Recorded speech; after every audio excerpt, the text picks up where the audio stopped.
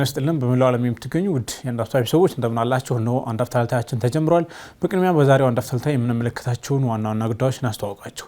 የመጀመሪያው ጉዳያችን ህወሓት በጠለምት በኩል በአራት አቅጣጫ ከበባ እንደፈጸመባቸው የጠለምት አማራ አስመላሽ ኮሚቴ አስታውቋል። ኮሚቴው አዲስ ይፋ ባደረገው መግለጫ ህወሓት ተከዜን ተሻግሮ በአራት አካባቢዎች ላይ ጦር ስምሪት መስጠቱን አስታውቋል። እንግዲህ የጦር ስምሪት የሰጠው የስለላ ወታደራዊና የፖለቲካ ኃይል አብሮ የተደራጀበት መሆኑ የተገለጸ ሲሆን ዝግጅት ነው ተብሎ ተወስዷል። ይህ ዝግጅት እንግዲህ ለጦርነት ነው የተባለው በአካባቢው ብቻ ሳይሆን በቀጠናውም ከፍተኛ ብጥብጥና ቀውስ ያስከትላል ያለው ኮሚቴው የፌዴራል መንግስቱ ሌሎች ዓለም አቀፍ ተቋማትም የህወሓትን እንቅስቃሴ እንዲገቱለት ጥሪ አቅርቧል። ወደ ጠለምት የህወሓት ኃይሎች መንቀሳቀሳቸው ምን አንድምታ አለው የሚለውን ጉዳይ እንመለከተዋለን። ሁለተኛው ጉዳያችን የኤርትራ ከፍተኛ ባለስልጣናት ሚኒስቴሮቹን ጨምሮ በኢትዮጵያ ላይ ያልተገባ ጫና ወይም ደግሞ ትንኮሳ የሚመስል ጽሁፎችን ቃላት መሰንዘራቸውን ቀጥለዋል። ሚኒስትሮቹ ከሰሞኑ እንግዲህ ኢትዮጵያ ልትፈርስ ነው፣ ቀጠናው ስጋት ውስጥ ሊገባ ነው የሚል ሟርት የሚመስል ነገር በስፋት እየጻፉ ነው። ይሄ ጉዳይ እንግዲህ በዲፕሎማቲክ ግንኙነት የአንድን ሀገር የውስጥ ጉዳይ በዚህ ልክ ለዛውም ከመስመር ባለፈ አገላለጽ መግለጽ ጤነኛ አይደለም። ግን ኤርትራ ባለስልጣናት ይህንን ተያይዘው ቀጥለዋል።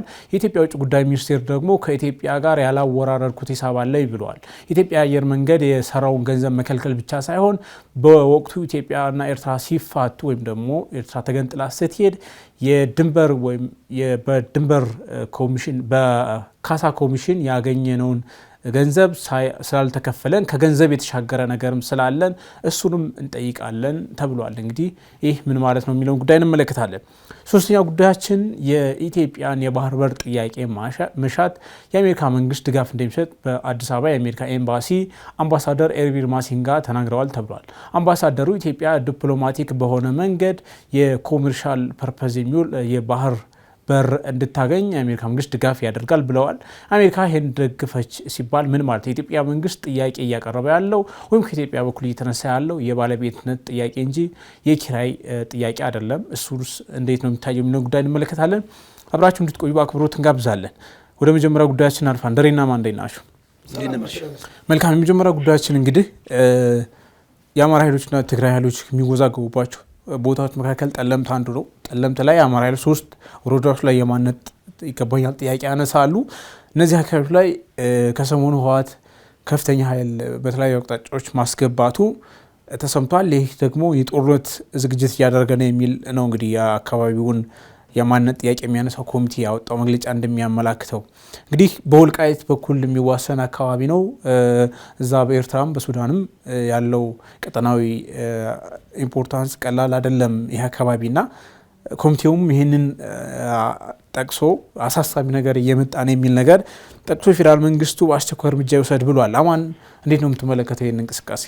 ጥሩ ነው። እንግዲህ ምናልባት ኮሚቴው የሰጠው መግለጫ ላይ ዝግጅት ብቻ ሳይሆን አንዳንድ ቦታዎች ላይ ጥቃትንም ጭምር እየተፈጠረ እንደሆነ ነው። ጥቃት ደግሞ ዝም ብሎ ጥቃት ሳይሆን ለሚያደርጉት ወረራ ቅድመ እንቅስቃሴ ተብሎ መወሰድ ነው ያለበት። ለምን ያው ከዚህ በፊት የሚታወቅ ነገር ነው።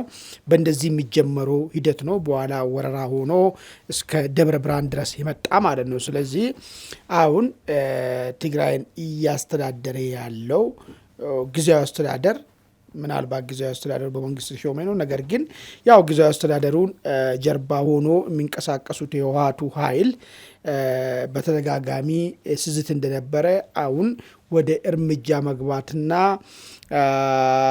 በጉልበት ወደ ትግራይ ወሰደውን መሬቶች ዛሬ ነፃ ያወጡትን ህዝቦችን መልሶ ወደ ባርነቱ ለመመለስ እንቅስቃሴውን ጀምረዋል ማለት ነው።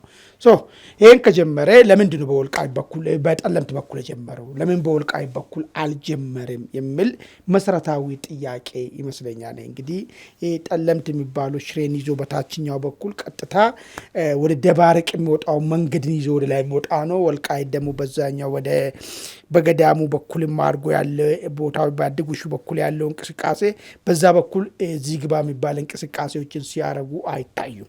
ነገር ግን በዚህ በጠለምት በኩል ያደረጉት ሪሊ ቦታውን ለመቆጣጠር አስበው ነው ወይስ ሌላ ፖለቲካ ጫወታ ሊጫወቱ አስበው ነው የሚለውን ነገር ነው መታየት ያለበት።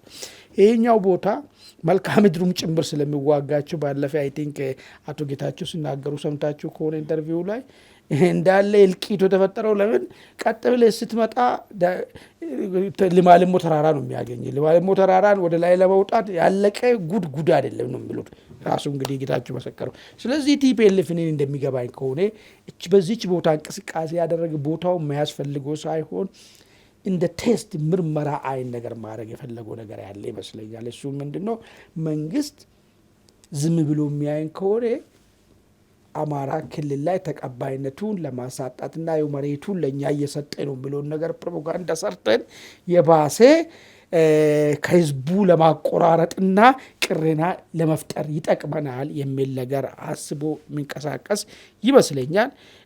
ሌላኛው ነጥብ ግን በውስጡ የገባው ችግር አለ። ህወሓት ጌታቸው ተገንጥሎ ድርጅት ከመሰረቱ በኋላ በውስጡ ጌታቸው እነዚህ ሰዎች ምንም ለትግራይ ህዝብ ጥቅም ማስከብሩ ናቸው፣ ባለፈም ጠለምት ላይ ተፈናቃይ እንዳይመለስ ጄኔራል ታደሰ ነው ያበላሸው የሚል ክሶችን በተደጋጋሚ ስለሚያሰማ ጌታቸው ጆሮ እያገኙ ስለሆኑ ከትግራይ ህዝብ ይህንን ፕሮቮክ በማድረግ ግጭት ውስጥ በመግባት ከፌዴራል መንግስት ጋር እኔ ነኝ ግጭት ውስጥ ገብቼ የትግራይን ህዝብን ጥቅም ማስከብሮ የሚለውን ነገር ማህበረሰቡ ውስጥ ለማስረጽ አስቦ የሞከረው ነገር ይመስለኛል ማለት ነው። በሶስተኛነት ደረጃ ግን ምክንያቱ ሊሆን የሚችለው ከፋኖ ጋር የሚኖረው እንግዲህ በተደጋጋሚ ፋኖች ስለዚህ ጠለምት ወልቃይትና ራያ ጉዳይ ላይ ምንም ኮምፕሮማይዝ እንደማያደርጉ እንዳውም ለድርድርም ራሱ ለመቀበጥ መጀመሪያ መንግስት እነዚህን ቦታዎችን ወደ አማራ ክልል በህግ መካለላቸውን ያሳውቅ አይን ነገር የሚለው አንድ ክራይቴሪያ ያስቀምጡበትም ነበር። ይሄ ማለት ምንም በዚህ ጉዳይ ላይ የጸና አቋም አለን የሚል ነገር ስላላቸው እዚህ ቦታ ላይ ህወሓት ጥቃት ወሰደ ማለት ፋኖን ዩ አር ነቲንግ እያለ ነው ያለው ማለት ነው። ከፈለክ የህወሓትን የወልቃይትም ጠለምትም ባለቤት መሆኑን ተቀብለ ከኔ ጋር የምትሰለፍ ከሆነ ትሰለፋለህ፣ ካልሆነ ግን እኔ አንተንም ረግጬ እሄዳለሁ የሚል ኢምፕሊኬሽን ያለው ይመስለኛል። ይሄንን ፋኖ ምን ሚና ከህወሓት አካባቢ ያለው ተቀባይነት በተለይ አንዳንድ ሰዎች በተደጋጋሚ ስለሚሉ ማለት ነው ልክ ህወሓት በትከሻ እኩልነት ፋኖን ተቀብሎ አብሮ እንደሚቀጥል ይመስል አብሮ መስራት አለባቸው አንድ ላይ ሆኖ ምናምን የአማራ ጠላት አሁን ትልቁ ነገር አብይ መንግስት ነው እንጂ ህወሓት አይደለም ምናምን ለሚሉ ሰዎች መልስ የሆነ ይመስለኛል። ባለፈም ራያ አካባቢ ላይ እዚህ አካባቢ ለምንድነው የምትንቀሳቀሱ ብሎ እንግዲህ በገዛ ቀያቸው መሳሪያ አውርዱ እስከመባል ድረስ እንደደረሱ ይህን አሁን ጠቀላይ ስታየው ህወሓቶች ፋኖን የሚረዱት ይህንን መሬቶችን ለህወሓት የሚያስረክብ ከዛ በኋላ ተቀብሎ የሚኖርና ተላላኪነት ሆነ አብሮ መቀጠል የሚችል ኃይል አድርጎ ነው ማለት የሚቻልበት ሁኔታ ነው ማለት ነው። እዚህ አካባቢ ላይ እርምጃዎችን ለመውሰድ የሞከረው የሚል አንድምታ ያለው ይመስለኛል። ከሶስት ምልከታ ነው የማየው ማለት ነው። መልካም። አሁን ያነሳው አንድ ነገር ከፋኖ እንቅስቃሴ ጋር አያይዘዋል። እንግዲህ በራያ በወልቃይትም አካባቢ ያው የሚነሱ ነገሮች አሉ፣ አንተ እንዳልከው አየር ላይ የምንሰማቸው ነገሮች። ነገር ግን መሬት ላይ ያሉት የፋኖ እንቅስቃሴዎች ከቲፒኤልኤፍ ጋር ማለት ስለማበር ወይም ደግሞ በእነዚህ አካባቢዎች ስለመደራደር ወይም አሳልፎ ስለመስጠት ወደ ኋላ ሲሉ ሰምተን አናቅምና የቲፒኤልኤፍ ገፍቶ መምጣት ምን አይነት ነገር ነው ይዞ ሊመጣ የሚችለው ብለህ ታስባለህ? እሱን እኮ ነው ለመግለጽ የሞከርኩ። አይገባኝ እነሱ አሳልፈን አንሰጥም ነው ያሉ። አዎ ምንድነው ቲፒኤልኤፍ አሳልፋችሁ ይስጡኝ የሚል ነገር ነው ይዞ እየመጣው አሁን አንተ እንዳልከው ማለት ነው። ሰው ምታዳዛ ያን ቦታ አሳልፈን አንሰጥም፣ የአማራ ርስት መሬት ነው፣ እንዳውም በህግ መረጋገጥ አለበት፣ ዝም ብሎ መቆጣጠር ብቻ አይደለም የሚል ኃይል ጋር ሄዴ ቦታውን ለመያዝ ከሞከርኩ ምንድነው አንተ የምትለው ሀሳብን ያልቀበለም እኮ ነው እያለ ያለው ነገር ማለት ነው። ስለዚህ አብሮ ይስሩ ለሚሉ ሰዎች እንዴት ነው አብሮ ሊሰሩ የሚችሉት ለሚለው ጥያቄ ስናነሳ ምንድነው የህወሓትን ጠለምትን ወልቃይትን ራያን ባለቤት መሆኑን የሚቀበል ፋኖ ነው ማለት ነው። አብሮ ከህወሓት ጋር የሚሰራ ማለት ነው። እሱን ነው ፋኖች ህወሓቶች ሊያሳዩ የፈለጉት ማለት ነው። ጠለምትን ሄዶ በኃይል ሊቆጣጠሩ ሲሄዱ ይህንን ኖ የሚል ፋኖ ካለ ከህወሓት ጋር እንዴት ሊሰራ አይችልም? ኖ የማይል ፋኖ ግን ካለ እሱ አብሮ ይሰራል ማለት ነው። ይሄን ነው በህወሓት በኩል ይሄን ምልክትም ለፋኖ ሊያሳዩ ፈልጎ ይመስለኛል እንጂ ቦታው ጠቅሟቸው እንደማይሆንም ያውቃሉ። ስትራቴጂካሊ ባለፈም ዋጋ የከፈሉበት ቦታ ነው ለመውጣትም ቢያስቡ ወደዛ ማለት ነው። እሱንም ደግሞ ራሳቸው ሰዎች የነበሩ ጦር መሪዎች ነበሩ ሲናገሩ የሰማነው ነገር እውነታው ከሆነ ለምን በዛ በኩል ሄዱ ከምትለው የሚለውን ነገር ግምታችንን ስናወጣ አንዱ አሁን ያልኩትን ግምት ነው የሚሆነው ማለት ነው። ምናልባት አብረው ሰሩ የሚለውን ሰዎች ቅድም አንስቼልሃለሁ እኮ አንዳንዶቹ ፀሐይ በታች ህወሓት የሚባል ነገር በምንም አይነት ነገር ሊያስማማን የሚችልም ፍላጎት ግጭትም ስላለን ፍላጎት ግጭት ማለት ወልቃይት፣ ጠለምት፣ ራያ የሌላ ፖለቲካ ነገር እንኳን ብንተው ፍላጎት ግጭትም ስላለ በዚህ ጉዳይ የምንደራደርበት ነገር የለም የሚል የጸና አቋምና ህወሓት ሁል ጊዜ የአማራ ጠላት መሆኑን ፍሬም የሚያደርጉ ኃይሎች አሉ። አንዳንዶቹ ደግሞ ምናልባት በኢትዮጵያ ሰማይ ስር የአማራ ጠላቱ አብይ መንግስት ነው የሚሉ ሰዎች ይህን ጥያቄ ኮምፕሮማይዝ ሊያደርጉ ይችሉ ይሆናል ብለን የምንገምተው ነገር አይ መሬት ላይ ግን አየር ላይ አለ።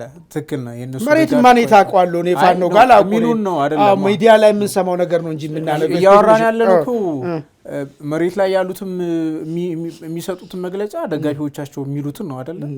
ሁላችንም ዘሴም ቦታ ላይ ነው ያለ ነው የምናውቀው ነገር የለም። እሱ እኔ እያልክ ያለሁት አሁን አንተ የምትለው አየር ላይ እንደዛ አይነት ሀሳቦች ይቀነቀናሉ ውጭ ባሉ ሰዎች ምናምን። መሬት ላይ ያሉት ደግሞ መግለጫ ሰጡ በፍጹም አንደራደርም፣ በወልቃይትም በራያም በጠለምትም በሌሎች በደራም በመተከልም አንደራደርም፣ ለማንም አሳልፈን አንሰጥም፣ አንዱ መታገያችን ነው እያሉ ነው። እና አሁን ይሄንን አየር ላይ እንደዛ ይጣመሩ የሚሉ ሰዎች አሉ። ቲፒኤልኤፍ ደግሞ እነዚህን ቦታዎች መቆጣጠር ይፈልጋል። የፋኖ ኃይሎች ደግሞ ፍጹም አሳልፈን አንሰጥም የሚል አቋም ይዘዋል። ምን ይፈጠራል ነው አሁን የኔ ጥያቄ። በእንደዚህ ውስጥ የሚፈጠረው ነገር እኮ ምንድን ነው? ወይ የቲፒኤልኤፍን ጌታ መሆኑን ተቀብለ ይህም ቦታ እንደሚወስድ አምኔ አብሬ መጓዝ አንቀበልም ብለዋል። አንቀበልም ካልክ እንግዲህ ቦታውን ሊቀበል ሊይዝ ሲመጣ የመጀመሪያ ቦታውን የመከላከል አልደራደርበትም ካልክ መታኮስ ነው ሊሆን የሚችለው ነገር ማለት ነው። ካልታኮስኩ ግን አስዩሚን ዛ እንደተቀበልክም ትውል ወሰድብህ ይችላል ማለት ነው። ካልተከላከልኩ ይሄ ቦታ ላይ አልደራደርም ብለሃል። ቲፒኤልኤፍ ይህን ቦታ ሊወስድ ከመጣ ያለ አማራጭ ምንድን ነው? መከላከል ነው ማለት ነው። ከተከላከልክ ኦኬ ባልኮ ቃል ተገኘ። ካልተከላከልኮ ግን እንደፈቀድክ አድርጎ ሊወሰድ ይችላል የሚል ነገር ነው። መልካም ደሬ ወደ አንተ ስመጣ ይሄ ደግሞ እዚህ ላይ ምን ይነሳል መሰለህ? አሁን አማራ ክልል ያለው ጦርነት አለ። ከመንግስት ጋር ውጊያ ውስጥ ነው ያሉት። ለምሳሌ ወልቃይትን ብትወስደው፣ ራያን ብትወስደው የመንግስት ኃይሎች ተሰማርተው አሉ። ጠለምትንም ብትወስደው ራሱ መንግስት ነው እዛ ጋር ዲፌንድ ማድረግ ያለበት። ቢኮዝ እኛ ከመንግስት ጋር እየተዋጋን ነው፣ የኮምፕሊኬትድ የሆነ እንትን ውስጥ ልንገባ አንችልም የሚል ነገር ሲያነሱም ትሰማለህ። ኦኬ ወይ መንግስት ከሌለ እዛ ቦታ ላይ ገብተን ዲፌንድ እናደርጋለን። መንግስት እያለ ኦኬ እንዴት በምን አይነት አሰላለፍ ነው የሚልም ጥያቄ እነሳ። እሱ ራሱ በጣም አወዛጋቢ ነገር ነው። እዚህ ጋር በነገራችን ላይ ኦቨርላፒንግ የሆኑ እንትኖች አሉ፣ ኢሹዎች አሉ። ፖለቲካሊም በደንብ በንቃት መታየት የሚገባቸው ነጥቦችን ታነሳለህ። ለምሳሌ ከአንድ ሳምንት ወይም ከሁለት ሳምንት በፊት የብልጽግና ቶፕ አመራር የአማራ ክልል ያሉት ለምንድን ነው ፋኖ አይተኩስም? እርግጠኛ ነኝ ፋኖ ወያኔ ላይ ህወሓት ላይ አይተኩስም የሚል እንደው ብሔር ላይ ነገር ወጥቶ ኮት ተደርጎ ሚዲያዎች ላይ ሲሽከረከር አይተናል። መንገሻ መሰለኛል፣ ዶክተር መንገሻ ይመስለኛል ኮሚኒኬሽኑ። አሁን እዚህ ጋር ፋኖ ልክ ብልጽግና ተኩስ ሲለው የሚተኩስ ከሆነ በባላንጣው ወጥመድ ውስጥ እንደገባ ነው የሚቆጠረው። ማለት ራሱ የሚተኩስበትን ስትራቴጂ ቀይሶ ከቲፒኤልኤፍ ጋር የሚዋጋበትን ሜዳ መምረጥ የሚገባው እሱ ነው። ምክንያቱም ሁለቱ ባላንጣ ናቸው አይደለ? ብልጽግናና ፋኖ። አሁን ፋኖን ብልጽግና ተኩስ ሲለው የሚተኩስ ከሆነ አጋሮኑ ማለት ነው፣ ታክቲካል አሊያንስ ፈጥሮ ማለት ነው። እሱ ብቻ መንግስት ነው እዛ ቀጠና ላይ ያለው። አሁን ገባኛ። እነሱ ተቆጣጥረውት ቲፒኤልኤፍ ብሄር ኖሮ ዝም ካሉ ያኔ ነው ጥያቄ የሚነሳው። አሁን ቅድም ነካ ያደረገው አማን አንድ መረጃ አለ። አሁን ራያ አካባቢ የወያኔ እንትኖች ተቆጣጣሪዎች፣ አድማ በታኞች የፋኖ ታጣቂዎችን መሳሪያ ወርዱ ብሏቸው ተኩስ ገጥሞ ፋኖች ተኩሰው ከዛ በኋላ በወያኔ ወገን የሞቱና የቆሰሉ አሉ። ይሄ የሚያሳየው ምንድን ነው? እንደምናስበው መሬት ላይ የሆነ ክላሽ የሚያደርጉበት አሁን ቀጭን ነጥብ ላይ አልደረሱም። ሁለቱ ኃይሎች ማለት እርስ በርስ የሚላተሙበት ፖይንት ላይ አልደረሱም። ግን የሆነ ፖይንት ላይ ሁለቱ በመሃላቸው መንግስት አለ የሚላተሙበት የሆነ ስቴጅ ላይ መድረሳቸው አይቀርም። ምክንያቱም የሚቃረን አቋም ነው ያላቸው። ወይም በአንደኛው መቃብር ላይ አንደኛው ልኑር የሚል ነው። ወያኔ አለዛ ገብር ነው የሚልህ፣ ገብር አለዛ ገጥማለሁ ነው የሚለው ሲመጣ ቲፒኤልኤፍ። ስለዚህ ፋኖ ምንድን ነው ወይ መገበር ወይ መግጠም ነው ማለት ሁለት ስቴጅ ነው እንትን ያለው። ሳይለንት ዎቸር ከሆነም ዝም ብሎ ተመልካችም ከሆነ መንግስት እስካለ ድረስ ነው። እሺ መንግስት ከሌለ በመሀል ከሌለ ሳይለንት ዎቸር አትሆንም፣ ወይ መግጠም ወይ መገበር ነው። ስትመለከተው ደግሞ አቋማቸውን ከመገበር ይልቅ የመግጠሙ ተንደሲ ነው የምትመለከተው። ከዚህ ቀደም ጠለምት ላይ ይሄ ነገር እንደተፈጠረ አይተናል። አሁን ጠለምት ላይ እንግዲህ ከመረጃው ጋር በተያያዘ ወያኔ እዛ አካባቢ ብቅ ብቅ ያለው በደንብ ገልጾታል አማን። እንደው ለማከል ያህል አንደኛው ፊር ፋክተርን መፍጠር ነው። ወያኔ አለው የሚለው ጥይት በማስጨው ነው። መረጃዎችን፣ አጀንዳዎችን፣ በጣም የሚገራርሙ ፖሊሲዎችን፣ አሳማኝ ሀሳቦችን ወደ አየር በማውጣት ሳይሆን ከዚህ ቀደም 50 ዓመቱም በቲፒኤልኤፍ ከተፈጠረበት ጀምሮ ጥይት በማስጨውና ረብሻ በመፍጠር ነው አለው የሚለው። አሁን ይህም ጠለምት ላይ ትንሽ ቁርቋሶ በመፍጠር የተረሳውን እንግዲህ የፖለቲካ ድባብ እንግዲህ በዙም ውይይታቸው ላይም ሀገረ ትግራይ የሚለውን ነገር በየጊዜው ያነሱታል። ይሄ ጠለምት፣ ጠገዴ፣ ወልቃይት የሚሉትን የማይደራደሩባቸው ናቸው ቦታዎች ናቸው። እነሱ ቦታዎች ለትግራይ ብሔረተኝነት ልክ እንደ ሳምባ ልክ እንደ ልብ ነው የሚያገለግሉት። እነሱ መቶ አይቻልም እና ጠለምት አካባቢ ብቅ ብሎ አንደኛው ፊር ፋክተር መፍጠር ነው፣ የተለመደውን ትንኮሳ ማስኬ ነው። ሁለተኛው ቲፒኤልኤፍ የማይናቅ ውስጣዊ የሆነ እጅግ በጣም ሊፈነዳ የደረሰ ውስጣዊ ቅራኔ አለ፣ የታመቀ ነገር። ህዝቡ በማህበራዊ ጉዳይ፣ ፖለቲካዊ ጉዳይ፣ ኢኮኖሚያዊ ጉዳይ በጣም በብዙ መልኩ ደቋል። ይሄ ነገር ይሄ ብሶት ድንገት ፈንድቶ የሚበላውን ያጣ ህዝብ መሪውን ይበላል የሚባለው አባባል የወያኔ ቱባ ሹማምንቶች ላይ አንድ ቀን አፕል ሊያደርግ ይችላል። በመሆኑም እንደዚህ አይነት ግጭቶች ሲፈጠር ትንሽ አቴንሽን ዳይቨርት ማድረጊያ ይጠቅማል። አብዛኛው ሰለፍ መንግስታት ነው እንደዚህ የሚያደርጉት። ሻቢያ በ1991 ከኢትዮጵያ ጋር ልክ ግጭት ውስጥ በሚገባበት ጊዜ ኢትዮጵያ ከረንሲዋን በምትቀየርበት ጊዜ ኢኮኖሚ ቀውስ ውስጥ ገባ። ወዲያው ቀውስ ውስጥ በሚገባበት ጊዜ ምን አደረገው? ኤክስፖርት አደረገው እንትኑ ቀውሱን ወደ ኢትዮጵያ ግጭት በመፍጠር አቴንሽን በመቀየር ዳይቨርት ማድረግ እና የሰነፍ መንግስታት ባህሪያት ነው። እና ወያኔም ሰነፍ አስተዳደር ስለሆነ እንደዚህ አይነት ግጭቶችን በመፍጠር ትንሽ ቀሽም የሆኑ ትሪኮችን ሊሰራ ይችላል። በሶስት አቅጣጫ ነው አይ ቲንክ ጦራቸውን ያስጠጉት የሚለው ፕሪቶሪያ ስምምነት መሰረት እንግዲህ የወሰን አስመላሽ ኮሚቴው ብዙ ተፈናቃዮች ተመልሰዋል። ችግሩ ምንድነው? አረጋግጧል። ትምህርት ነው ያልተጀመረው። ትምህርት ደግሞ ያው ባለው የፖለቲካ ድባብ ምክንያት ነው የሚል ነገር አስቀምጠዋል ማለት ነው። ጠለምትን ብዙ ጊዜ ወያኔ ገባ ወጣ ይልበታል። ለምንድን ነው? ጠለምት ልክ እንደ ራያ አካባቢ የሆነ ሳሳ ያለ ግንባር ነው። በወልቃይት ደረጃ አለ። ወልቃይት እጅግ በጣም ጠንከር ያለ አደረጃጀት አለ። እዛ አካባቢ ዋጋ የሚያስከፍል ነው። ጠለምት ላይ ግን ትንሽ ወጣ ገባ ለማለት የሚመች ነው ለወያኔ። ያው ሲገባም ዋጋ የሚከፍልበት ሁኔታ አለ። አሁን ምንድነው እዛ አካባቢ እንግዲህ መከላከያ በጀነራል ብርሃኑ በቀለ የሚመራው መከላከያ ነው እዛ አካባቢ ተፈናቃዮች መልሶ የነበረው አስተዳደሩን አፍርሶ ማለት ነው። የቀድሞውን አስተዳደር ይመሰረታል፣ ከዛ በኋላ ህዝብ ውሳኔ ይደረጋል የሚል አይነት ነገር ነበር በወቅቱ ስንሰማ የነበረው እና አሁን አስተዳደርም ሳይመሰረት አስተዳደር ከፈረሰ በኋላ ህዝባዊ አስተዳደር ሳይመሰረት እንደገና ደግሞ የቲፒኤልኤፍ ሰዎች እያስገባ ጥቃት ሲፈጽም ሲያፈናቅል ጀስት መንግስት የወሰደው ሪስፖንስ የለም ነው የሚለው መግለጫው። ፌዴራል መንግስቱ ይህንን ነገር ኃላፊነት ወስዶ ያስቆም ነው የሚለውና እንደዚህ አይነት ነገሮች እንግዲህ መንግስት ሪስፖንሲብል ሆኖ ነገሮችን ሃንድል ለማድረግ ከጀመረ በኋላ በመሀል እንደዚህ አይነት ነገር መፈጠሩ ጥያቄ ያስነሳልና እሱስ እንዴት ነው የምታየው? ትክክል። መንግስት ለወልቃይት በሚሰጠው አቴንሽን ደረጃ ለራያና ለጠለምት አልሰጠም። ምክንያቱም ራያ ላይ ስትመለከቱ እኮ ብዙ ወረዳዎችን ስቲል ወያኔ ተቆጣጥሮታል። አሁንም እንደውም ምንድነው ይሄ የተገነጠለው የነሱ ሲኖዶስ ማለት ነው። በኢትዮጵያ ዋናው ሲኖዶስ እዛ ልዩ ወረዳዎችን 6 ወረዳዎችን ያካተተ ራያ አካባቢ ውዝግብ የሚነሳባቸውን ለእነሱ አሁን ሀገረ ስብከቱን ይሾማል እና በተሾመበት ጊዜ የቲፒኤልኤፍ ያቋቋመው እንትን ሲኖዶስ ወዲያው ነው ያለው ቅዋሜ ያሰባው።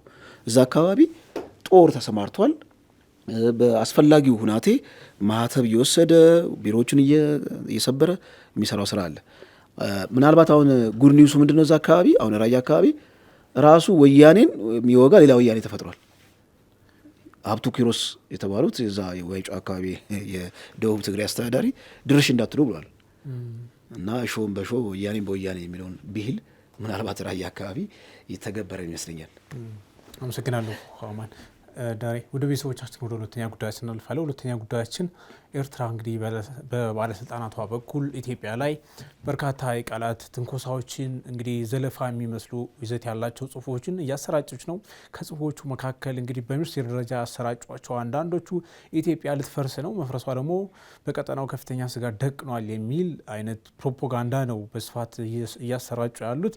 ይሄ ደግሞ እንግዲህ የተለመደ ብቻ አይደለም ሳይሆን ትንሽ ወጣ ያለ ሰሞኑ ደግሞ ከረር ብሎ የመጣ አሁንም የቀጠለ ጉዳይ ሆኗል። ኢትዮጵያ ውጭ ጉዳይ ሚኒስቴር ደግሞ ኤርትራን ትንኮሳ እንግዲህ የቃላት ትንኮሳውን የተለመደ ነገር እንደሆነ በውጭ ጉዳይ ሚኒስትሩ ጌዲዮን ጢሞቴዎስ በኩል ገልጸዋል። ኤርትራ የኢትዮጵያ አየር መንገድን ገንዘብ መያዟን ከዚህ ቀደምም ያልመለሰችው ወይም ደግሞ ያልከፈለችው ክፍፍል ወይም ደግሞ በንብረት ክፍፍል ኮሚሽን የተወሰነላትን ኢትዮጵያ ታስመልሳለች ብለዋል። ገንዘብ ብቻ ሳይሆን ከገንዘብ ወይም ደግሞ ከብር የተሻገሩ ሀብቶች አሏት ያላስመልሰቻቸው ብለዋል። ይሄ እንግዲህ ምናልባትም የባህር በርን ሌሎች ቋሚ የሆኑ ንብረቶችን ከገንዘብ ባሻገር ያሉ ጉዳዮች ሊሆን ይችላል። እንግዲህ ኢትዮጵያና ኤርትራ ሲፋቱ እንደዚህ አይነት ያላለቁ የድንበር ጉዳዮች እንደዚህ ደግሞ የሀብት ክፍል ጉዳዮች የካሳ ጉዳዮቹም እንደነበሩ የሚታወስ ነው። አማን ላንተ ድል ስጥና ይህ ጉዳይ እንግዲህ እየከረረ መጥቶ እነሱም ኢትዮጵያ ልትፈርስ ነው የሚል ፕሮፓጋንዳ በየቀኑ ይናገራሉ።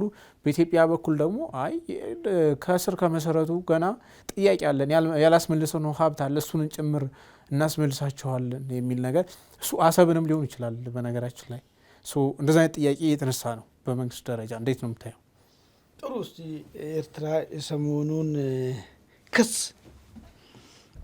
እሱ ከምንድን ነው እንዳው ያለውን ሪያሊቲን የሚያሳይ ነገር ነው ወይስ ምን ታስቦ ነው በዚህ ደረጃ ክሶቹ የሚቀርቡት የሚለውን ነገር ለመዳሰስ እስቲ ልሞክር። የመጀመሪያው ኢትዮጵያ ልትፈርስ ነው፣ ለቀጠናውም አደጋ ነው የሚል ነገር አለ።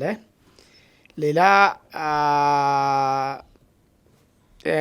ኢትዮጵያ እንትኖች ኤርትራ ያላትን እምቅ ኃይልን ያጣጥሉታል፣ ይንቃሉ፣ እምቅ ኃይሏን ያላትን እምቅ ኃይሏን ያጣጥላሉ የሚል ክስም ተነስተዋል። እንዳ ውስጥ መሬት ላይ ያለው ነገር ምንድን ነው የሚመስለው የሚለውን ነገርና ሻዕቢያ ለምንድን ነው በዚህ ደረጃ ነገሮችን ፍሬም ማድረግ የሚፈልግበት የሚለውን ነገር አያይዤ ላንሳና ከዛ መጨረሻ ላይ በኢትዮጵያ በኩል የቀረቡትን ማስጠንቀቂያ ክሶችን ደግሞ ምን ያመላክታሉ የሚለውን ነገር እናነሳለን። እንግዲህ የመጀመሪያው ኢትዮጵያ ልትፈርስ ነው፣ ለቀጠናውም አደጋ ነው የሚል ክስ ቀርበዋል። በእውነት ኢትዮጵያ ውስጥ ያለው ነባራዊ ሁኔታ ምንድን ነው የሚያሳየው የሚለውን ነገር እስቲ እናንሳ። ኢትዮጵያ ውስጥ በአሁኑ ሰዓት እርስ በርስ ግጭት አለ። ድናይ ማድረግ ማንም መካድ የማይችለው ነገር፣ በኦሮሚያም በአማራም አካባቢ ግጭቶች አለ። አንድ አቅ ነው። ሁለተኛው አቅ ኢትዮጵያ ውስጥ ቅጥረኛ ኃይሎች አሉ። የኢትዮጵያ ጠላትን ሀሳብን ኢትዮጵያዊ በመሰለ መልክ ለመተግበር የሚንቀሳቀሱ ኃይሎች አሉ። በሶስተኛ ደረጃ ውስጥ አለመግባባቶች በፖለቲካ ኃይሎች መካከል አለ። በኢትዮጵያ ፖለቲካ ኃይሎች ውስጥ አለመግባባት አለ። ይሄ ፋክቱሩ መሬት ላይ ያለው እውነታው ምንድን ነው መስለው ነገር የሚለው ነገር ነው። ነገር ግን ኢትዮጵያን እንደ አገር ወደ መበተን ኢትዮጵያን ለማፍረስ የሚንቀሳቀስ ኃይል ቅድም ካልነው መናኛ ከሆነ የእናት ሆድ ነካሽ ከሆነ ቅጥረኛ ኃይል በቀር በዚህ ደረጃ ኢትዮጵያን ለመበተንና ለማፍረስ የሚንቀሳቀስ ኃይል የለም። ይህ ኃይልም ቅጥረኛ በምትለው ደረጃ ቅጥረኛ ኃይልም ኢትዮጵያን የመፈተን አቂም ላይ ቁመና ላይ ነው ወይ ያለው? ማን ነው እሱ ራሱ? እንግዲህ ቅጥረኛ ኃይል ማለት የራሱ አጀንዳ የሌለው የግብፅን ፍላጎት ለማሳካት የሚሄድ አልፎም ተርፎ የሻዕቢያንን ፍላጎት ለማሳካት የሚሄድ ማንኛውም ኃይል ቅጥረኛ ኃይል ነው የሚባለው። ለምን? ሁለቱም ኃይሎች ኢትዮጵያን እንድትፈርስ፣ ኢትዮጵያ ካልፈረሰች ከኔ ከኢትዮጵያ ጋር የሚያገናኘኝ ብሔራዊ ጥቅም ግጭት አለኝ ብሎ ስለሚያስቡ ግብጽ እኛ በህዳሴ ግድቡ ጋር የምንንቀሳቀሰው ህዳሴ ግድቡ ደግሞ እውን ሲሆን ቀጥሎ የምናነሳቸው የመስኖ ስራዎች ኢትዮጵያ ህዝብን ፍላጎትን በማከለ መጠን ውሃዎችን መጠቀም መንቀሳቀሳችን የማይቀር ነገር ስለሆነ ይህንን ማስቆም የሚቻለው በማንኛውም ኢትዮጵያ አካባቢ ላይ አንስቴብሉ ደግሞ በምንድነው ለኢትዮጵያኖች በሚመች ፍላጎት ሳይሆን ለግብጾች በሚመች ፍላጎት። ስለዚህ ግብጽ ጋር ሄዶ ሽንኩርት የሚበላ ይሁን ጥይት የሚለቅም ይሄን ነው የሚያሳካው ነገር፣ ሌላ ነገር የለም ማለት ነው። ይሄ ነው ቅጥረኛ ኃይል ብዬ ነው ፍሬም የማደርገው። እና ማናቸው ሻቢያ ቅጥረኛ ኃይሎች ናቸው። በቃ ግብጽ ጋር ሄዶ የሚለቅም ማለት ነው። እኮና ማንም በሉን ማንም ምንስ ካራክተሩ ካስቀመጠ ባለቤቱ በዛ ውስጥ ራሱ ከዚህ ቀደም እንደውም በግልጽ እኮ የወያኔ አክቲቪስት የኢትዮጵያ ጠላት ግብጽ ናት፣ ስለዚህ ግብጽ ወዳጃችን ብሎ ተናግሯል በትግርኛ ራሱን። አሁን አንተ እንትሳል ለህዝቡ ግልጽ እንዲል ነገር ማለት ነው። ሻቢያም አሁን ኢትዮጵያ አንገቷን ቀና አድርጋ ለዘመናት በሴራ ባለፉት 30 ምናምን ዓመታት የባህር በራችን እንድናጣ ከዛም አልፎ አሁን ደግሞ የተዘረዘሩ ያሉ ነገሮች ባህር በር ብቻ አይደለም ያጣኑ፣ ከውጭ እንኳን በብራችን ገዝተን ያመጣነው አሰብ ላይ የነበረውን ሁሉ ጽዋ ላይ የነበረውን ሁሉ ነው ያጣንበት ነገር ማለት ነው። በእንደዚህ ደረጃ ይሄ መሆን የለበትም። ኢትዮጵያማ በእንደዚህ መናኛ መሆን የለባትም። ኢትዮጵያ ብሔራዊ ጥቅም አላት። በዚህ አካባቢ ላይ መነጋገር መቻል አለብን የሚል ሀሳብ ሲመጣ ኤርትራ ሱሪያ ላይ ነው የተለያየ ነገር የሆነው ነገር ማለት ነው። በቃ ይሄ ነገር ከመጣ አለቀ የሚለውን ነገር። ስለዚህ ኤርትራ ጋር ሄዶ የሚለቃቅም ካለ በዚህ ጥቅም ላይ ተቃራኒ የሚቆም ኃይል ነው ማለት ነው። ሌላ ቢቀር የባህር በር ኢትዮጵያኖች ባህር በር ቢያገኙ መልካም ነው ወይስ ባህር በር ቢያገኙ እንደነበረ ቢቀጥሉ ይሻላል ብሎ ምርጫ ቢቀመጥ ባህር በር ብናገኝ መውጫ ብናገኝ እንደ አንድ ኢትዮጵያዊ እንደ ሁለት ሀገር እንደሌለው ሰው ይሄ ምንም ትንተና ውስጥ የሚገባ ጉዳይም አይደለም ማለት ነው። ሻቢያ ደግሞ ሁሉ ጊዜ ይህን ነገር እንድናጣ የሚፈልግ ከሆነ ለዚህ ነገር ተባባሪ የሚሆን ሁሉ ቅጥረኛ ነው ማለት ነው። ሌላ ነገር ውስጥ አንገባም። ለዚህ ተባባሪ የሚሆን ኢትዮጵያ ይህን ታርጌቷን እንዳትነካ ማለት ነው። ግን ደስ የሚለው ነገር ይሄ ቅጥረኛ ኃይል አቂም አለው ወይ ነው። ኢትዮጵያን የመበተን አቂም አለው ወይ? እሱ ነው ኢትዮጵያ እንድትበተን የሚፈልጉ። እሱ ግን አቂም ያለው አይመስለኝም እኔ ፖቴንሻሊ ማለት ነው። ቅድም ያስቀመጥናቸው ነገሮች ግን ኃይሎች፣ አለመግባባቶች፣ ጦርነቶች ምናምን የሚያደርጉ ኃይሎች ኢትዮጵያ እንድትበተን የሚፈልጉ ታርጌት ፉሊ አላማ ያላቸው አይመስሉኝም። ፖለቲካ ኃይሎች መካከልም አለመግባባት ቢኖርም ኢትዮጵያ ዛሬ ትበተን የሚል ስታንድ የሚኖር ፖለቲካ ኃይል አላየሁትም እኔ እስከማውቀው ድረስ ማለት ነው። ስለዚህ ሻቢያ ለምንድን ነው ይህን ነገር የሚያነሳው የሚለው ፖይንት ነው የሚያካሂደው ነገር። ፋክቱ ከሆነ መሬት ላይ ያለው ሻቢያ ለምንድን ነው በዚህ ደረጃ ነገሮችን ፍሬም ማድረግ የሚፈልጉ? የመጀመሪያ ነገር ምንድን ነው? ኢትዮጵያ አሁን ከባለፈ የተሻለ ሆና የተሻልክ ከሆንክ ነው የሆነ ነገር መጠየቅ የሚጀምረው። ባይዞ የተሻልክ በአቅምም የተሻልክ ካልሆንክ ቀናነትም ከሌለ ወያኔ አሁን የተሻለ ነበረ የተረጋጋ አገር መርቷል የሚሉ ሰዎች አሉ። ግን አገር ጠልም ስለሆነ እውነትም ደግሞ እውነተኛ ውስጡ እንኳን የተሻለም ስላልሆነ ይህን ጥያቄ አነሳም ነበር። የባህር በር ጥያቄ የኢትዮጵያ ጥቅም የሚከበርበትን ነገር አነሳም ነበር። አሁን ኢትዮጵያ እንደዚህ አይነት ነገሮች ጥያቄዎች ማንሳት ሲጀምር ሻቢያዎች ጋር እንግዲህ ችግር አደገኛ ነገር መጣ ማለት። ስለዚህ ኢትዮጵያ ልትበተን ነው የሚል ፍሬሚንግ ይዞ መጡ ማለት። ሁለተኛ ይህም ኢትዮጵያ የምታነሳው ጥያቄ የሻቢያ ደጋፊዎች ጋር ሻቢያ ደጋፊ ማን መሰለህ? እዛ ቁንጮ ላይ ያሉት ማለት ነው። መቼም እንደዚህ ይግባ እንደ ሀገር መታሰርን የሚቀበል ህዝብ ያለ አይመስለኝም።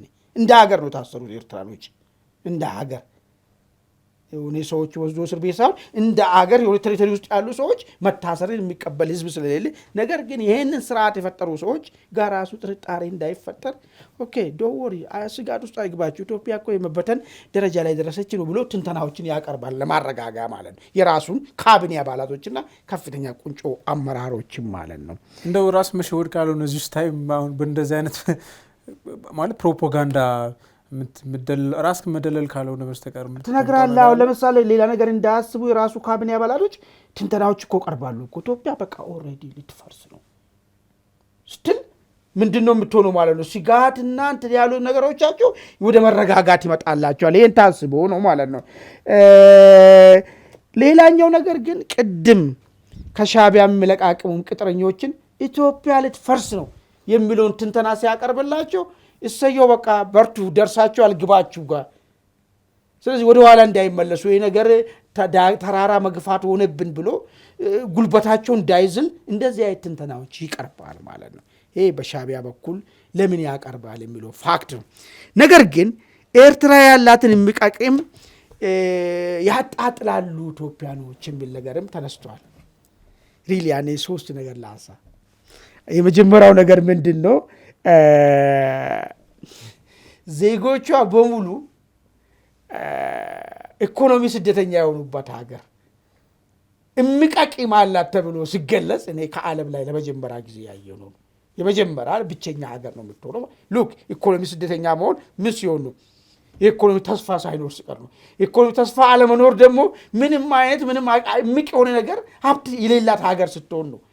እንዲህ ሆኖ በተጨባጭ ዓለም ያወቀን ሀገርን እምቅ የሆነ ሀብት አለን፣ ግን የኢትዮጵያ መንግስት ደጋፊዎች ኢትዮጵያ ይሄን ያጣጥሉታል፣ እውቅና ሊሰጡት አይፈልጉም ተብሎ ሲቀርብ እኔ ምን አይነት ሰዎቹ ድንዛዜ ውስጥ ነው ያሉት? ወይስ ድራማ እየሰሩ ነው? ወይስ ፌዝ እያሉ ነው? ምናምን ግራ ይገባኛል። አንድ እሱ ነው። ሁለተኛ ምንም አይነት ለወጣቱ ክንፍ ለወጣቱ ጄኔሬሽን ምንም አይነት እድልን ማቅረብ የማችል አገር እና ለዚህም ሲባል ገደብ በሌለው ናሽናል ሰርቪስ የራሷ ወጣቶችን አፍና ያዘች ሀገር እሚቃብታለን ጎረቤት ሀገር ይህን እሚቃብትን እወቁልን ብለ ያጣጥሉብኛል ብሎ መናገር ይህ ንቀት አይደለም ወይ? ለገዛ ዜጋቸው እሚቃብትማ ቢኖርማ ወጣቱን ጄኔሬሽን ወደ ስራው ታወጣለ። ሶስተኛ ደረጃ ልንገር፣ ባለፉት 10 ዓመታት አንድም መንገድ ያልተሰራባት ሀገር እምቃብታላት ተብሎ ማውራት ይህም ከዓለም ላይ ለመጀመሪያ ሊሆን ነው ማለት ነው። ባለፉት 10 ዓመታት ሪሊ ይህ ዝም ብሎ ከኪሳችን አውጥተን የምናወራ ነገር አይደለም። አንድም የልማት ፕሮጀክት ያልተሰራባት አገር ኤርትራ ነች።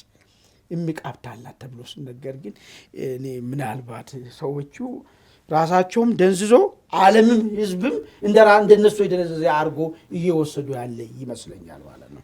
ይህ ነው ያለው ነገር ነው በእኔ በኩል ያለው መልከታው።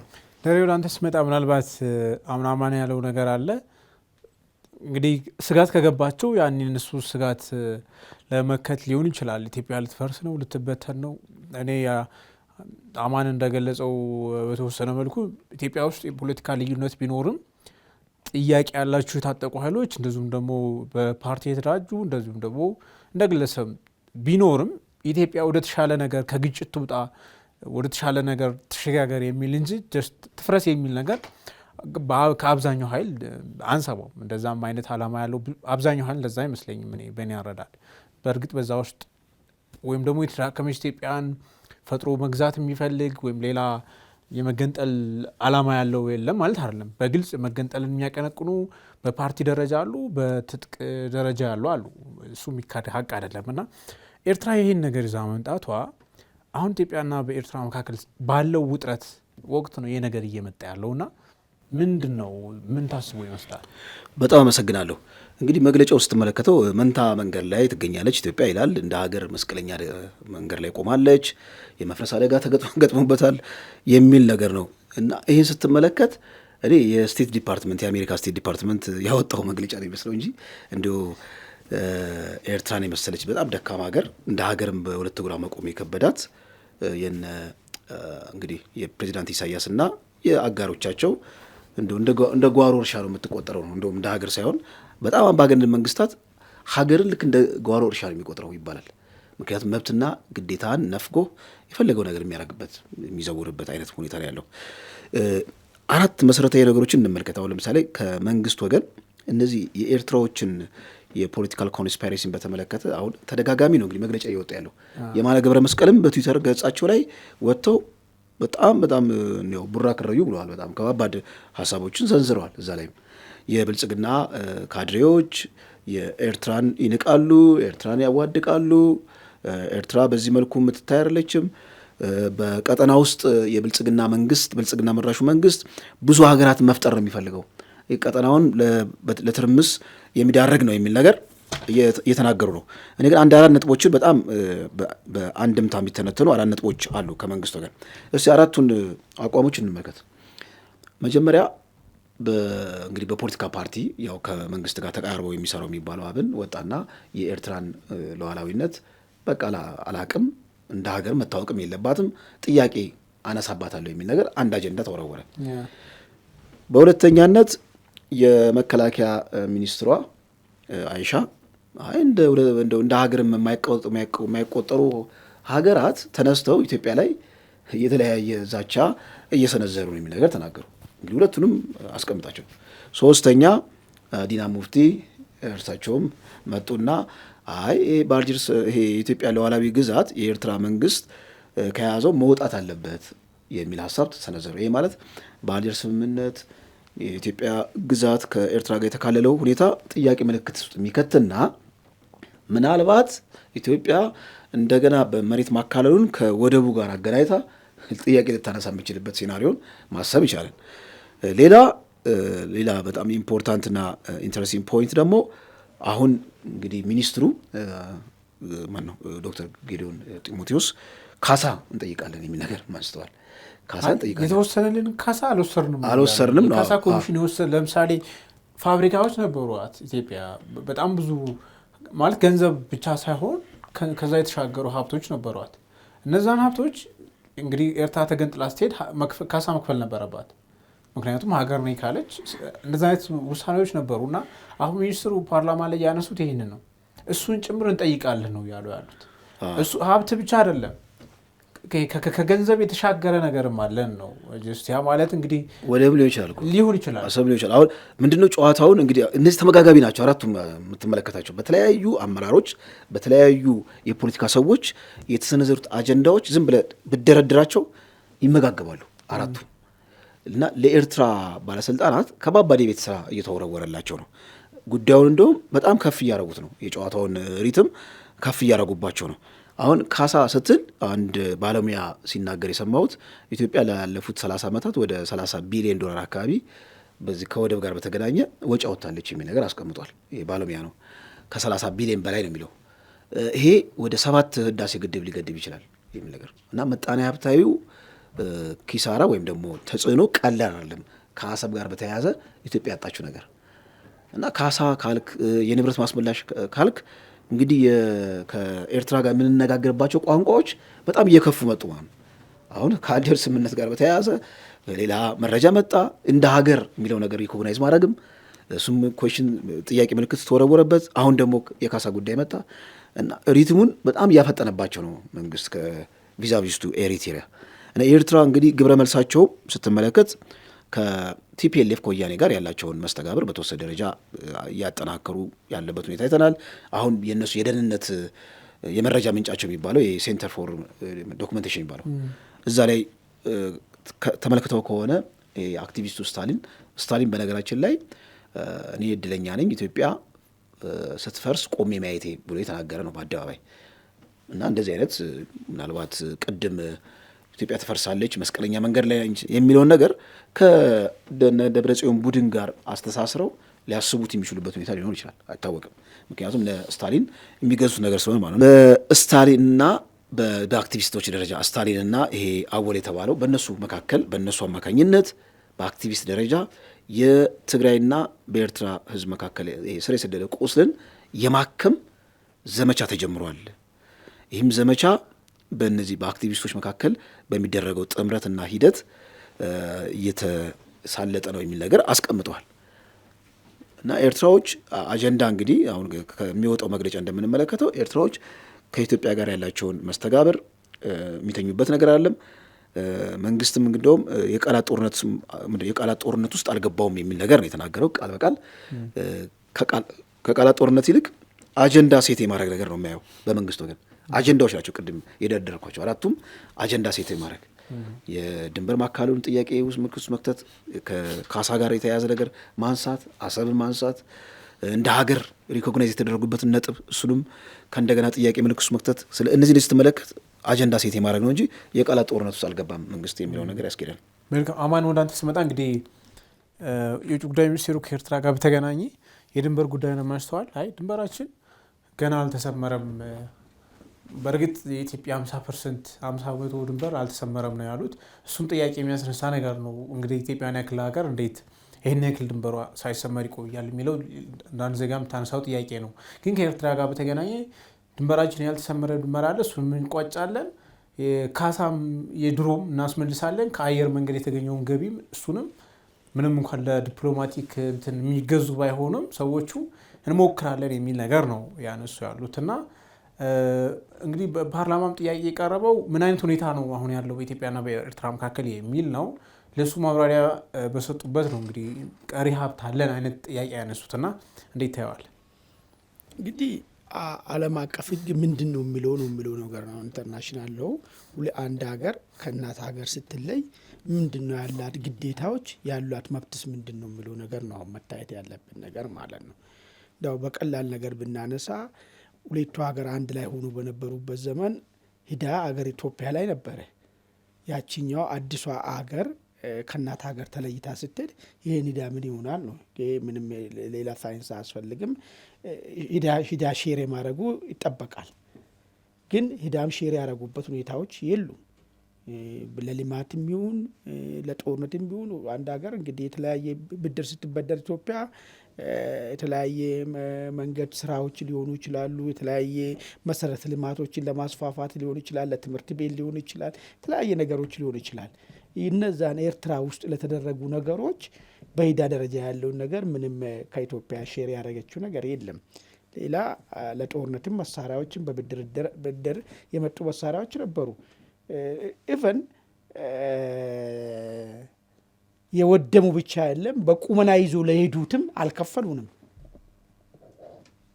ኤርትራ ስትሆን ከሌላ የመጣ መሳሪያ አይደለም፣ ኢትዮጵያ የነበረውን መሳሪያ ነው ይዞ ሄዱት። እነዛ መሳሪያዎች በብድርም በእርዳታም ጭምር ነው። እሺ እርዳታ ያለው ነገር እንኳን በዛው ብጣፋ ብድር በሚባለው ነገር የመጣው ነገር ላይ ለኢትዮጵያ የተገዛበት እስካሁን የሚከፈሉ ታንኮች አሉ ራሻ። ስለዚህ እነዚህ ነገሮች ሁሉ ታሳቢ ተደርገዋል ወይ? እያንዳንዱ ዝርዝር ነገሮች ይኖራሉ ማለት ነው።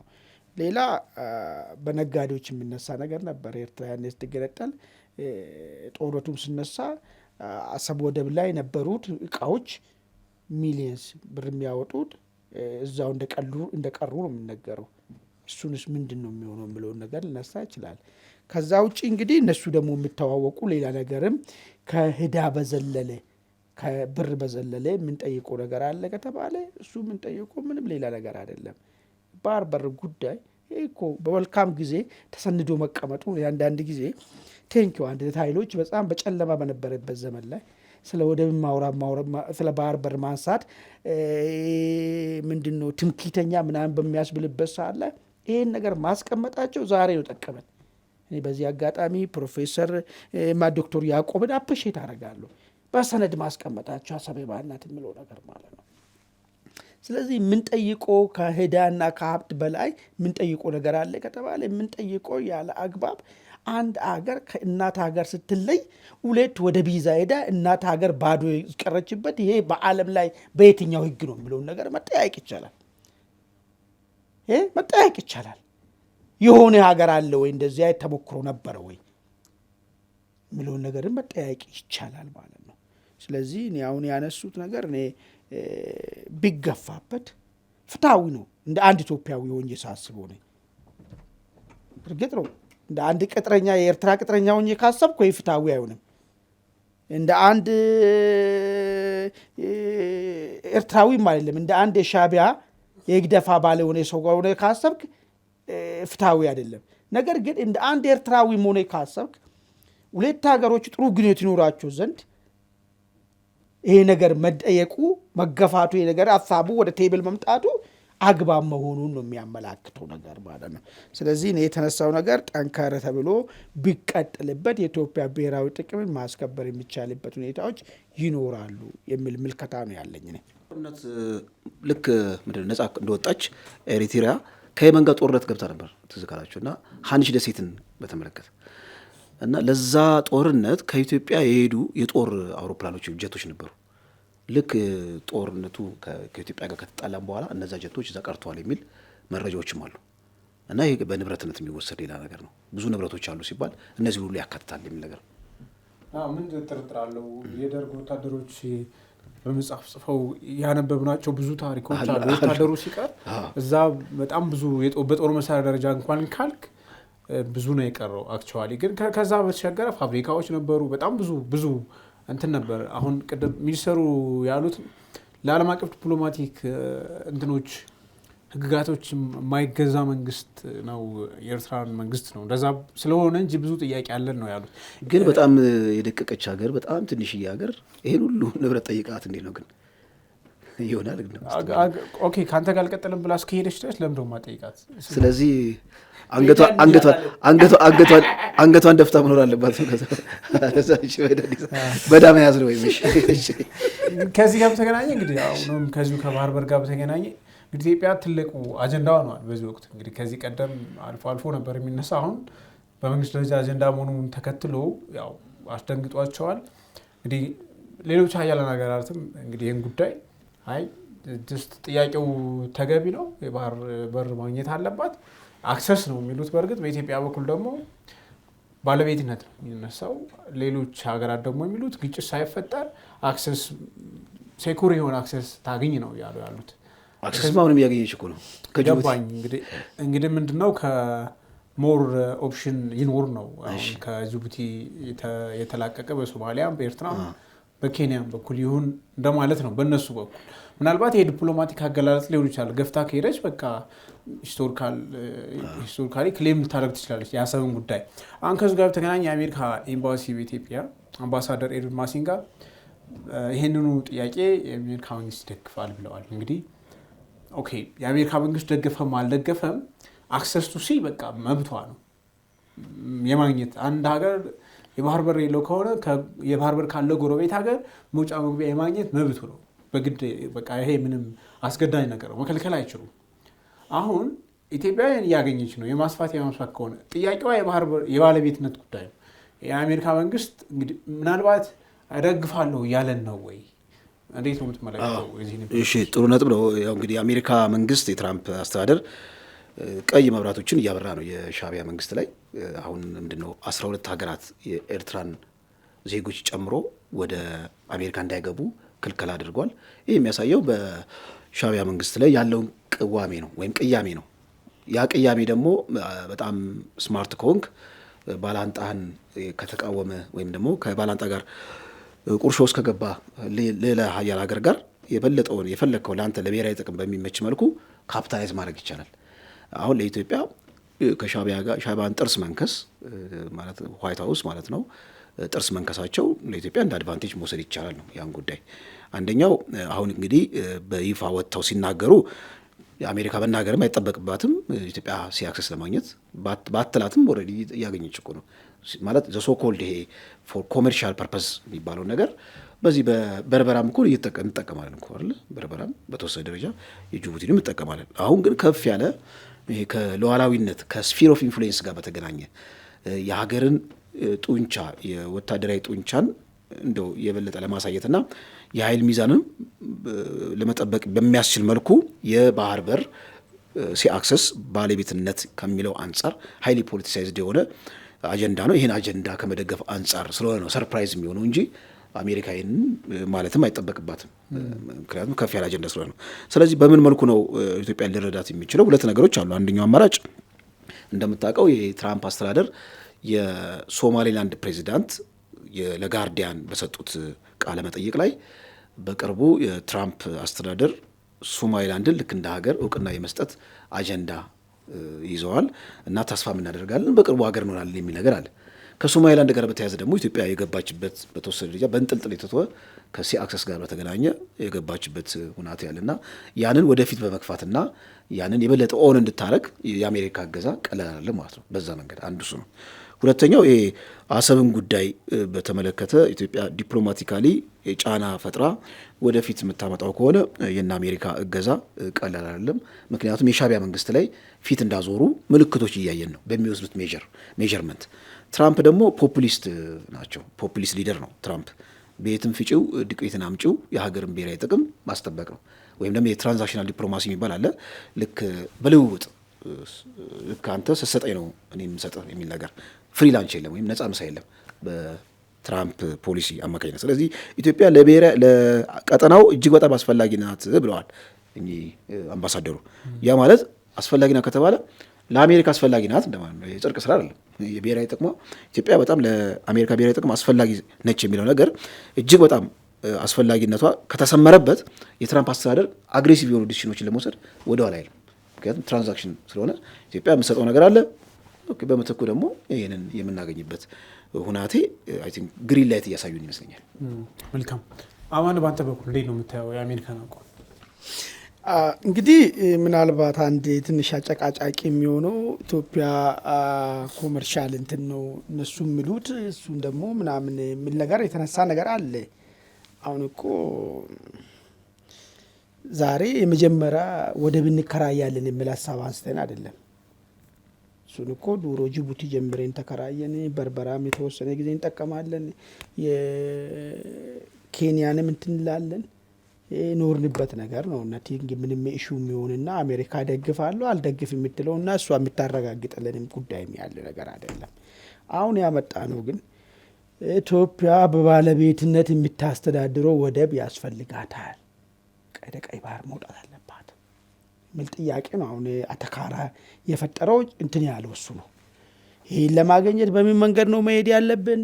በሰላማዊ መንገድ ያለንን ሰጥቶ በመቀበል ካለን ነገር ላይ አካፍለን ከዛኛው ደግሞ የሚሰጠንን ሰውን ለሁሉም ጥሪ እናደርግ ነው ተብሎ ነው አይደል የነገሩ ጭቅጭቅ የተነሳው እንጂ እሱን ዱሮም ክራይ ላይ ነው ያለ ነው። ክራዩ ማንም አላስቆመንም። ብራችን እስከከፈል ድረስ መቀጠል እንችላለን። አሜሪካም ይደግፋለሁም ብደግፍም ባደግፍም ቀጠለ ነው እሱ ጉዳይ ማለት ነው። አሁን ሰውየው አሜሪካ ይሄን ነገር ትደግፋለች የሚለው ነገር ከመጣ አሁን ኢትዮጵያ አዲስ ዲማንድ ያመጣችውን ዲማንድ ነው። እሱ ምንድነው? ባህር በር የራሷን ነገር ሊኖራት ከዛም አልፎ ከባህር በርም አልፎ ወታደራዊ ቤዝም ያስፈልገኛል የሚል ጥያቄ ነው ያለ ነው ነገር ማለት ነው። ስለዚህ ይህንን አሜሪካ መደገፏ ምንድን ነው አሁን ጥያቄው። እንዳው ኢትዮጵያኖች 130 ሚሊዮን ህዝብ በዚህ ርቀት ላይ ከቀይ ባህር ሆኖ ከቀይ ባህር በቁጫቻ ሀገሮችና በሴራ ተገፍቶ ስለወጡ ኢትዮጵያኖች እንዲህ መመለስ አለባቸው ከሚል ፍትሐዊነት አሜሪካን ይዟት ነው የሚል አንድ ጥያቄ ልናነሳ እንችላለን። ወይስ ኢትዮጵያ አሁን ባለችው ሁኔታ የምታረገው እንቅስቃሴ ቀይ ባህር አካባቢ ኢትዮጵያ መድረሷ ለአሜሪካ ብሔራዊ ጥቅም ጠቃሚ ነው ሆኖ ነው ወይ? እሱን ነው ማሰብ ያለብን ማለት። የመጨረሻ ሶስተኛ ሊሆን የሚችለው ኢትዮጵያ ወደደችም ጠላችም አሁን የምታደርገውን እንቅስቃሴ መቀጠሏ የማይቀር ከሆነ በቀጥታም ሆነ በተዘዋዋሪ ኢትዮጵያ ደግሞ ለአሜሪካ አስፈላጊ ከሆነች እዚህ ቀጠና አካባቢ ላይ የኢትዮጵያን ጥቅም መቀበልና ከዛ የራሳቸውን ጥቅም ማስከበር ግዴታ ስለሆነ ለዛ ሲባልም ሊሆን ይችላል ኢትዮጵያን አቋምን ሊደግፉ የመጡበት ነገር ማለት ነው። ግን ዘ ፖይንቱ ምንድን ነው? በሰላማዊ መንገድ መሆን። አዎ እሱንም አይደለም አሜሪካ ኢትዮጵያም እኮ ወደ ባህር በር አስጠጉ ወደ ቀይ ባህር አስጠጉኝ እያለች ያለችው አንድም ቀን በጉልበት ያለችበት አጋጣሚ የለም። የህልውና ጉዳይ ነው። ግን ካለኝ ነገር ላይ እሰጣለሁ በሰላማዊ መንገድ አስጠጉኝ የሚል ነገር ነው። አሁን እንግዲህ ይሄ ነገር አሜሪካ ስትቀበል ይሄን ጆሮአችን አይሰማም፣ ይሄንማ በፍጹም ልንሰማ አንፈልግም ላሉት የኤርትራ አዛውንቶች ምንድን ነው ሊሆን የሚችለው ነው? ይሄ ነገር ነው። አሁን እሱን ነው ማሰብ የፈለግኩት ነገር ማለት ነው። ይህንን ሀሳብ ደግፋለሁ ፍትሐዊ ነው ነገር ብላ መቀበሏ ምን ሊፈጥር እንደሚችል ነው እዛ ጋር ያለው ነገር ያየሁት። ደሬ ደግሞ ቅድም ነገር አነሳ ዱብዳ በላይ ሆነ። ልጆቹ እንኳን ጋሼ ማን እንደሚሉት አይደለም፣ ኢኮኖሚ ስደተኞች ናቸው የኤርትራ ወጣቶች። እነሱን እንኳን ስቴትለስ ተብሎ እኮ ነው እኮ ለኤርትራና እኮ ለሶማሊያ ማንኛውም ሀገር እንትን እንዲሰጣቸው እኮ ተፈቀደ እኮ። አሁን እሱንም ስከለክሏቸው ደግሞ ልጆቹ እዛው ቀርቶ ሌላ ትንቅንቅ ሊፈጥሩ ነው ማለት ነው። እና በሁለት ልምጭ ነው የሆነባቸው ኤርትራ ላይ ጥሩ ጊዜ አይመስለኝም ማለት ነው። እሱንም ወደ ቤተሰቦቻችን ካለን ሰዓት አንጻር የዛሬውን አንድ አፍታ ላይ ቆይተናል። ስለተከታተላችሁን በእጅጉ እናመሰግናለን። ጤና ይስጥልን።